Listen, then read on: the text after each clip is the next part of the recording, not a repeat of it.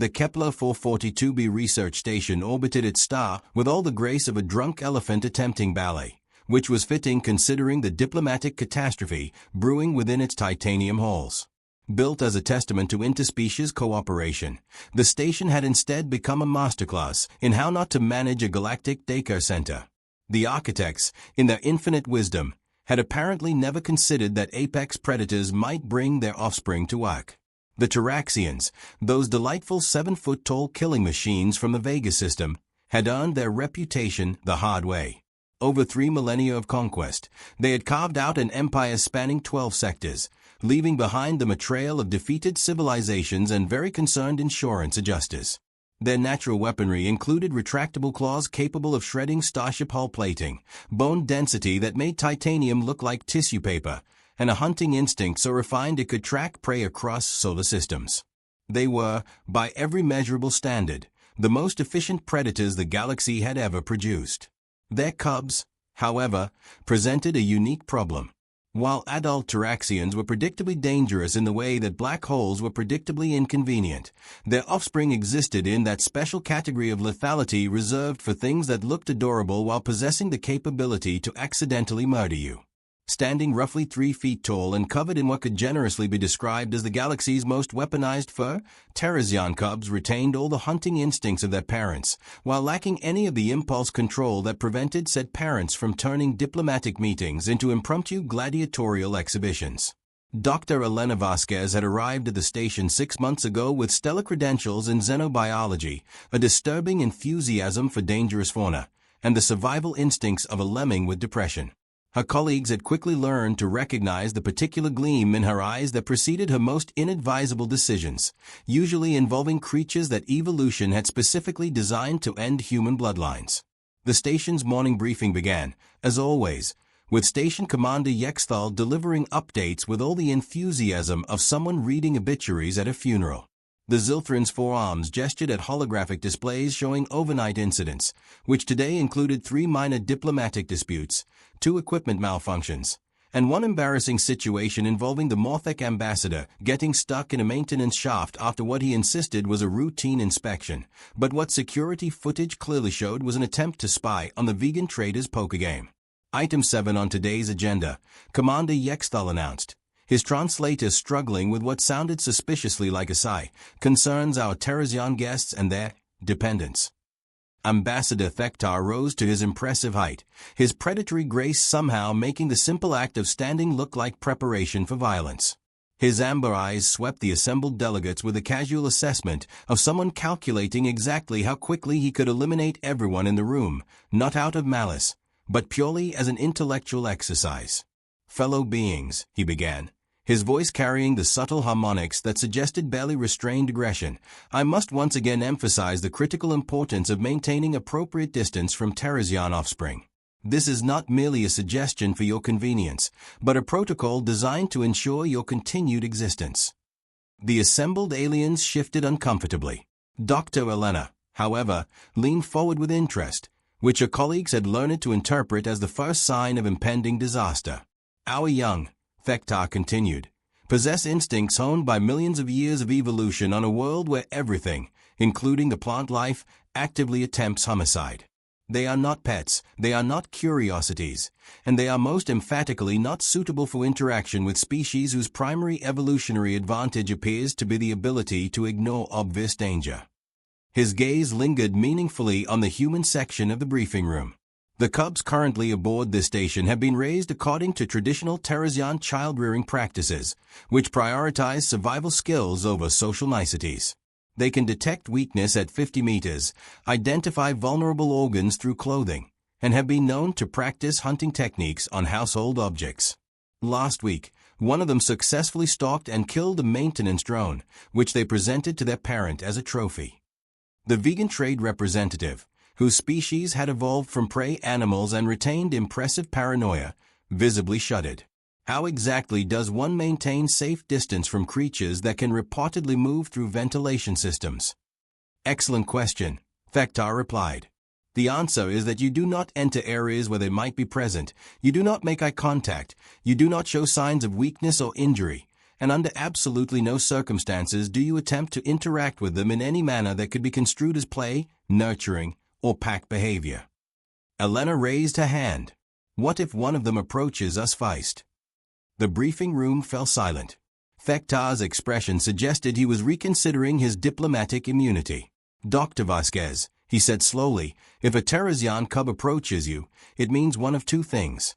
Either you are about to become an educational experience in mortality, or you have somehow triggered their hunting response and are about to become an educational experience in mortality with significantly more running involved. But what if they are just curious? Teresian cubs express curiosity by determining whether something bleeds. Elena nodded thoughtfully, which everyone else correctly interpreted as a filing this information under interesting challenges to overcome rather than reasons to maintain appropriate caution. The rest of the briefing covered standard operational updates. The hydroponics bay was experiencing optimal growing conditions. The cultural exchange program was proceeding without major incidents since the ban on Zilfran interpretive dance, and the recreational facilities remained off-limits to the Mothek delegation, following what historians would undoubtedly record as the Great Ping Pong Massacre of 2387. As the meeting concluded, Elena lingered, ostensibly reviewing her datapad but actually observing the Teresian delegation. Fektar moved with the fluid economy of motion characteristic of his species, but she noticed something else, the subtle tension in his posture, the way his eyes tracked movement with parental alertness rather than predatory assessment. He was not just a diplomat or warrior. He was, first and foremost, a worried parent. The revelation struck her with the force of an intellectual supernova. The most feared predators in the galaxy were concerned about their children's social development in a multi-species environment. They were dealing with the same universal parental anxieties that had plagued every species since the invention of offspring: how to keep their young safe while allowing them to grow. Elena made her way to the hydroponics bay, officially to collect samples for her ongoing research into cross-species botanical adaptation, but privately because the environmental controls in that section created ideal hiding spots for creatures that preferred enclosed spaces. The bay sprawled across 3 levels, filled with growing chambers that maintained optimal conditions for plants from dozens of worlds. The air hummed with the gentle vibration of circulation systems and the soft luminescence of growth lights. She was examining a particularly interesting specimen of Andromedan moss when she heard it, a soft chittering sound, like mechanical purring mixed with the whisper of predatory breathing. Her training screamed at her to leave immediately. Her curiosity told her training to go file a complaint with someone who cared. The first cub emerged from behind a nutrient dispenser with the fluid grace of liquid shadow. Standing roughly 3 feet tall, it possessed the same basic body structure as adult Taraxians, but with proportions that somehow managed to be adorable despite belonging to a creature capable of accidentally committing homicide. Its fur displayed the deep amber and black striping that would eventually become the intimidating war paint of adulthood, but on a juvenile frame it looked more like an overgrown kitten that had been designed by someone with serious commitment issues regarding personal safety. The cub regarded Elena with large, amber eyes that held an unsettling intelligence. Its head tilted slightly, a gesture that in humans would indicate curiosity, but in Taraxians suggested target assessment. Elena remained perfectly still, remembering Fektar's warnings while simultaneously cataloging every detail of this extraordinary opportunity. A second cub appeared, then a third. They moved in the coordinated pattern of pack hunters, which would have been terrifying if not for the fact that one of them had apparently gotten distracted by a floating spore and was now attempting to pounce on it with all the lethal efficiency of a caffeinated housecat. Elena watched as the cubs investigated their environment with methodical thoroughness. They sniffed at plant containers, tested surfaces with careful paw placement, and communicated through a series of subtle gestures and vocalizations that spoke to complex social intelligence. These were not mindless killing machines. They were children exploring their world with the tools evolution had provided. One of the cubs, slightly smaller than the others and sporting what appeared to be a naturally occurring patch of darker fur over one eye, had somehow managed to wedge itself behind a particularly dense cluster of vegetation. Its attempts to extricate itself were producing increasingly frustrated chittering sounds that struck Elena as remarkably similar to human toddler complaints. Every instinct she possessed as a scientist, as a human, and as someone who had once spent 3 hours helping a neighbor's cat out of a tree told her to intervene. Every survival instinct she possessed told her that this was exactly how xenobiologists became cautionary tales. Elena compromised by moving slowly closer, making soft, non-threatening sounds while carefully avoiding direct eye contact.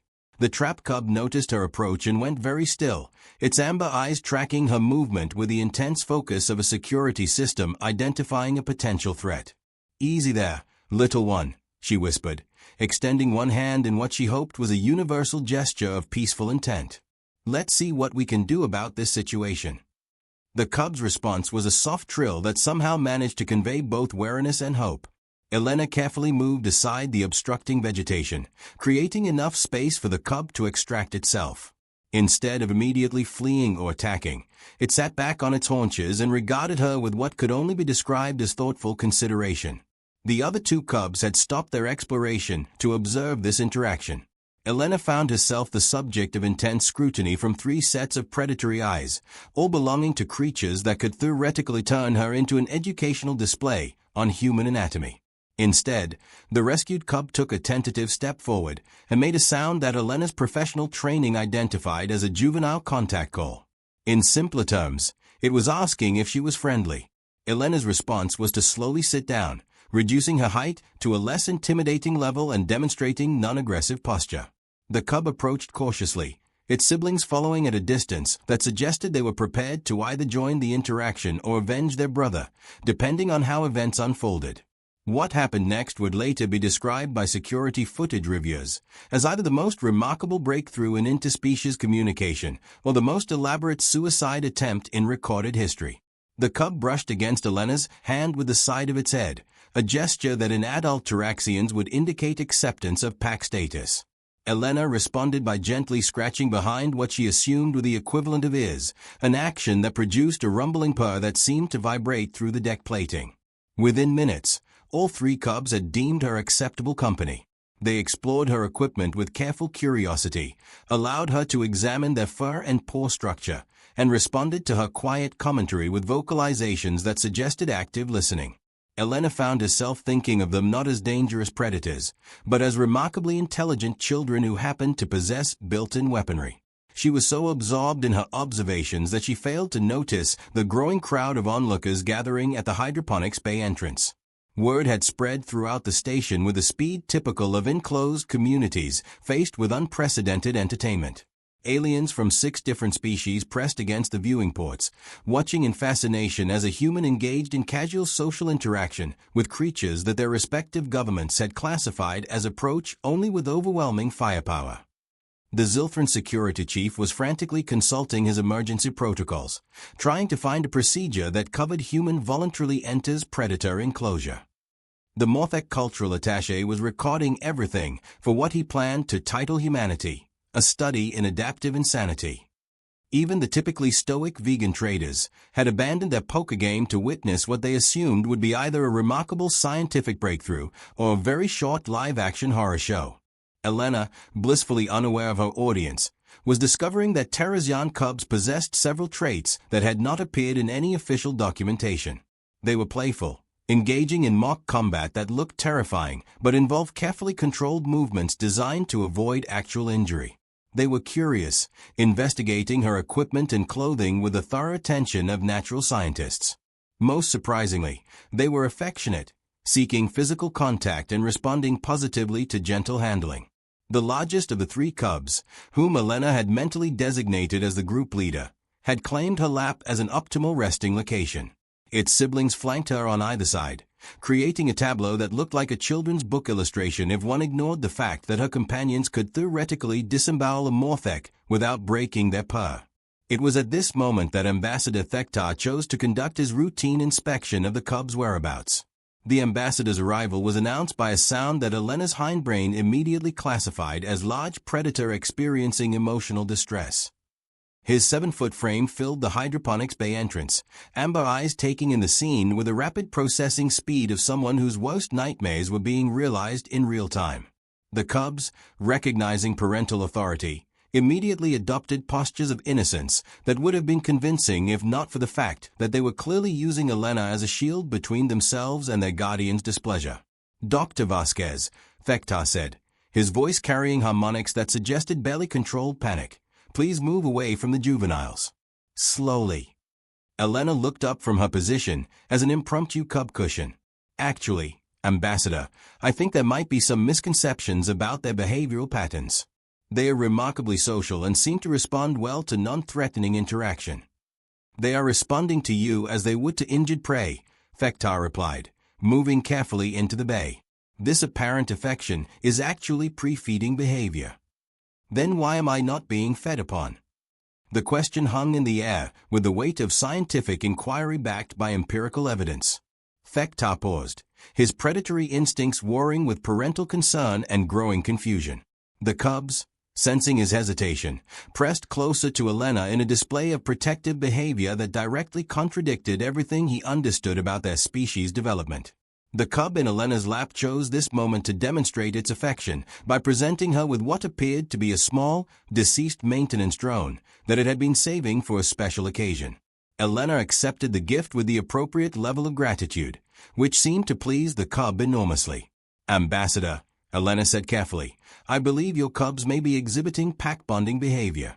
They've identified me as a non-threatening member of their social group. That is impossible, Fekta replied, though his tone carried less certainty than his words. Taraxians do not pack bond with other species.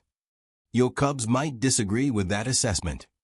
The gathering crowd outside the hydroponics bay had grown to include most of the station's non-essential personnel and several individuals who were supposed to be essential, but had decided that witnessing interspecies history took priority over their duty shifts. Commander Yexthal had arrived and was frantically consulting with his senior staff about protocols that had never anticipated this particular scenario. The standoff continued for several minutes, with Elena serving as a comfortable perch for increasingly relaxed cubs while their parent processed information that challenged fundamental assumptions about his species' behavior. The cubs, meanwhile, seemed entirely content with the situation and had begun grooming each other with the casual affection typical of social creatures. It was the smallest cub, the one Elena had initially rescued, that resolved the situation. Rising from its position beside her, it approached Fekta with the careful steps of a juvenile seeking parental approval. Instead of the aggressive posturing expected from a young predator, it made a soft vocalization that Elena recognized as a request for attention. Fekta, despite his concerns about diplomatic incidents and species reputation, responded with instinctive parental care. He carefully picked up the cub, his massive hands gentle despite their obvious capability for violence. The cub settled against his chest with a contented purr, then looked back at Elena and made a sound that required no translation. It wanted its new pack member included in family time. The implications hit Fekta with the force of a diplomatic revolution.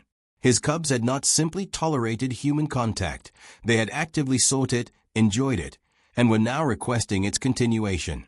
Everything his species believed about their young's antisocial tendencies appeared to be wrong, or at least incomplete. Elena rose slowly, brushing plant matter from her uniform, while the remaining cubs maintained close contact with her legs. Ambassador, I think we need to have a conversation about interspecies child development. The crowd outside had grown silent, recognizing that they were witnessing something unprecedented in galactic history. Species that had maintained careful diplomatic distance were seeing their fundamental assumptions about predator behavior challenged by three juveniles who simply wanted attention and affection. Over the following hours, Elena and Fekta engaged in extensive discussion about child-rearing practices, species-specific development patterns, and the possibility that Teresian cubs required more social interaction than their traditionally isolated upbringing provided. The cubs, meanwhile, had appointed themselves as Elena's personal escort, following her throughout the station with the dedication of highly armed bodyguards. The other species aboard the station reacted to this development with varying degrees of fascination and terror. The Zilthrans, whose own young were notoriously difficult to manage, began requesting consultations about human childcare techniques. The Morthex started a betting pool on how long Elena would survive her new companions.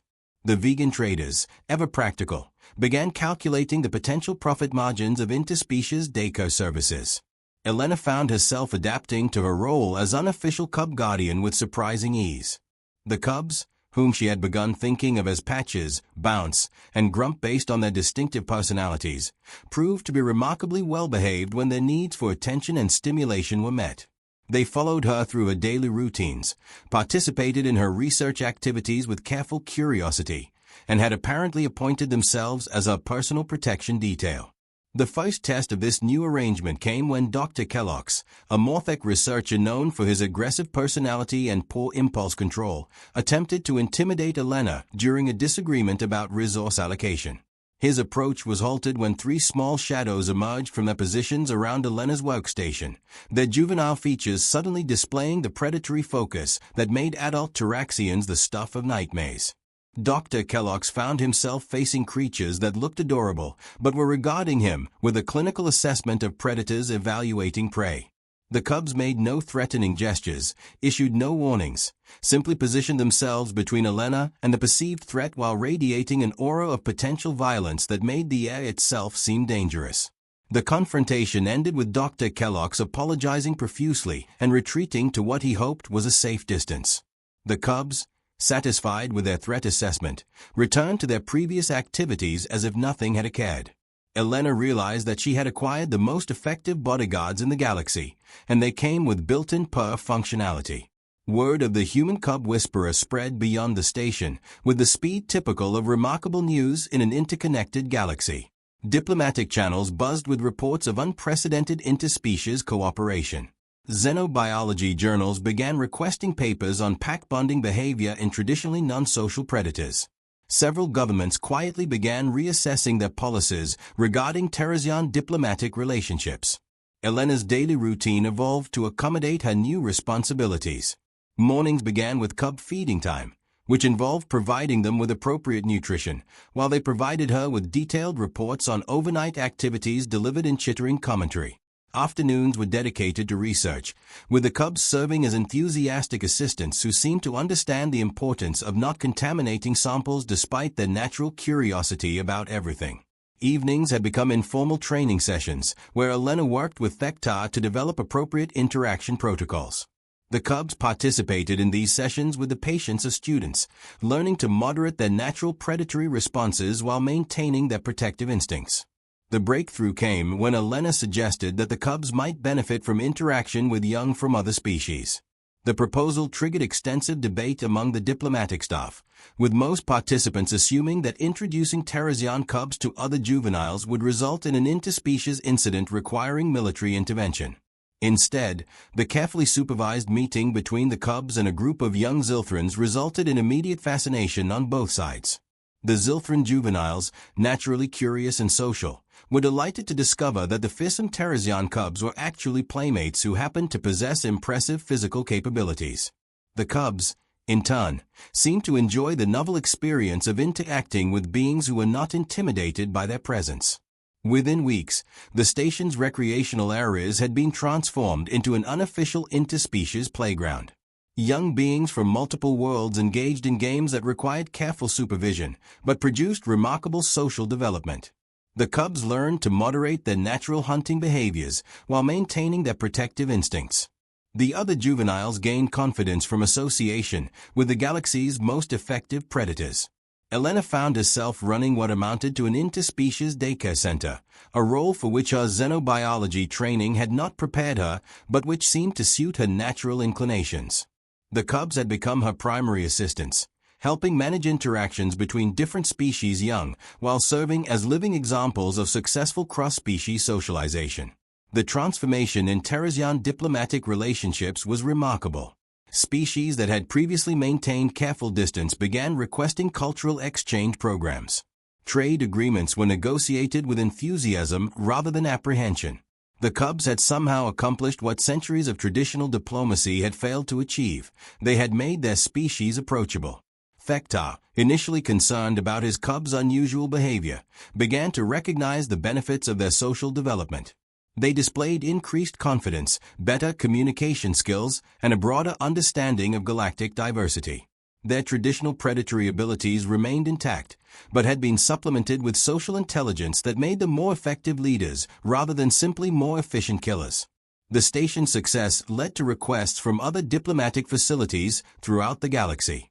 Elena found herself consulted by xenobiologists, diplomats, and child development specialists who wanted to understand how human pack-bonding instincts could be applied to interspecies relations. The cubs became celebrities, featured in documentaries about successful integration programs. 6 months after the initial encounter in the hydroponics bay, Elena surveyed her domain from the station's observation deck. Below her, the recreational area hummed with activity as young beings from 7 different species engaged in carefully supervised play. The cubs moved among them like benevolent guardians, providing protection and companionship while learning valuable social skills.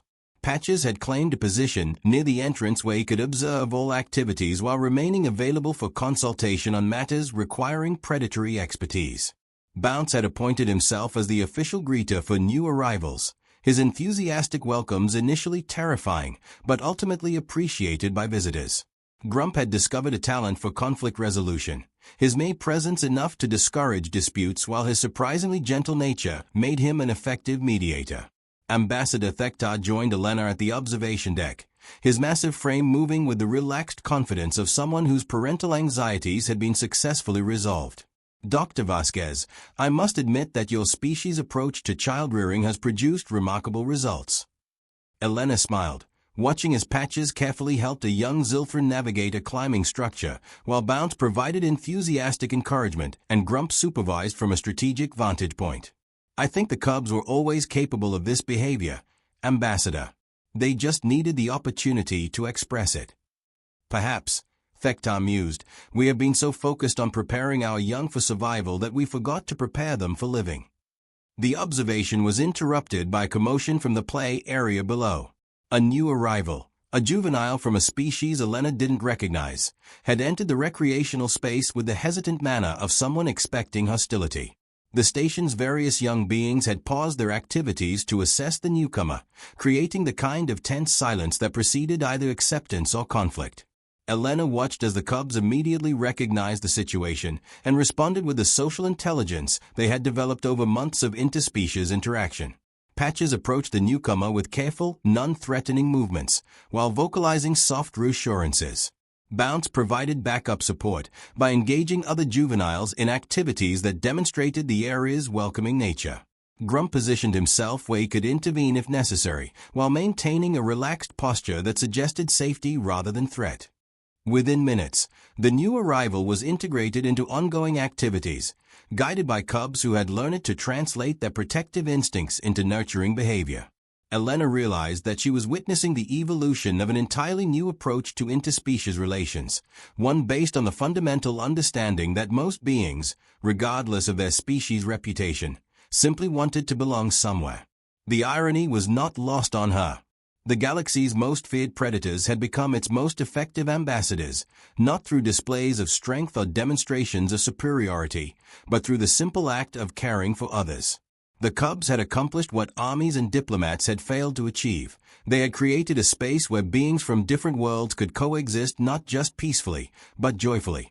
As Elena returned to her duties, she reflected on the remarkable chain of events that had begun with a simple act of helping a stuck cub and had evolved into a revolution in interspecies relations. The cubs padded along beside her, their presence now as natural as breathing, their protective devotion as reliable as gravity. The galaxy, she realized, had learned an important lesson about the nature of predators and prey, about the difference between strength and violence, and about the universal appeal of beings who were dangerous enough to provide protection, but gentle enough to offer comfort. The cubs had found their place in the cosmos not as killers, but as guardians, and in doing so had redefined what it meant to be Teresian. And somewhere in the station's files, updated daily, was a new protocol that would have seemed impossible just months earlier, Regulation 1247A, Guidelines for Human-Cub Interactions in Diplomatic Settings. The galaxy had officially acknowledged that the most effective way to handle its most dangerous predators was to give them a human to love and protect. The cubs, blissfully unaware of their historical significance, continued their self-appointed mission of making Elena's life both more complicated and infinitely more rewarding. They had chosen their human, and no amount of diplomatic protocol was going to change their minds about where they belonged.